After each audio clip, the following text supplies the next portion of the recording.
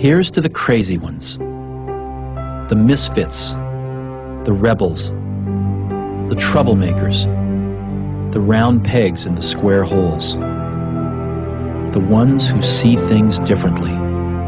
They're not fond of rules, and they have no respect for the status quo. You can quote them, disagree with them, glorify or vilify them. About the only thing you can't do is ignore them, because they change things. They push the human race forward.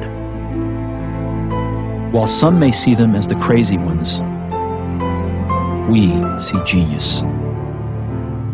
Because the people who are crazy enough to think they can change the world